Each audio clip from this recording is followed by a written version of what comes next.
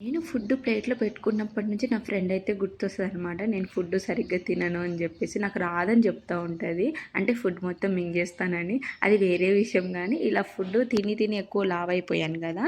నేను లావయిపోతే ఇంక మేము హాస్పిటల్‌కి వెళ్ళామనమాట. వెళ్తే ప్రెగ్నెన్సీ గురించి, పిల్లల గురించి పక్కనోళ్ళు అడిగేంత వరకు మాకు ఆ థాటే లేదనమాట. అప్పుడు మేము హాస్పిటల్‌కెళ్ళాము. నేను మా వారు చూయించుకున్నాము. నాకైతే మేడం పీసీఓడీ ఉంది. డైట్ చెయ్యమ్మా, ఎక్సర్సైజ్ చెయ్యనైతే చెప్పారు.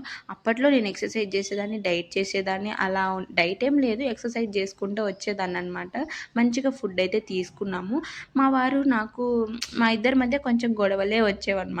ఎందుకంటే చిన్న చిన్న డిస్టర్బెన్సే. గొడవలతోటి మేము విడిపోవాలని అంత నిర్ణయం తీసుకునేవాళ్ళం. మాకు సర్ది చెప్పడానికి మా అన్నయ్య, మా మమ్మీ ఉంటారనమాట.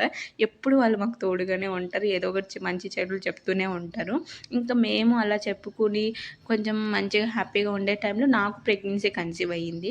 అప్పుడు చాలా అంటే చాలా హ్యాపీగా ఫీల్ అయిపోయామనమాట. నేను మా వారు మ్యారేజ్ అయిన సెకండ్ యానివర్సరీ కంప్లీట్ అయిపోతుంది. అప్పుడు నేను 3 మంత్స్ ప్రెగ్నెన్సీ కన్సీవ్ అయ్యాను. చాలా హ్యాపీ ఉన్నింది. కానీ బేబీలు అవంతా ఉంటాయి కదా! కొంచెం డిసప్పాయింట్ చేసింది.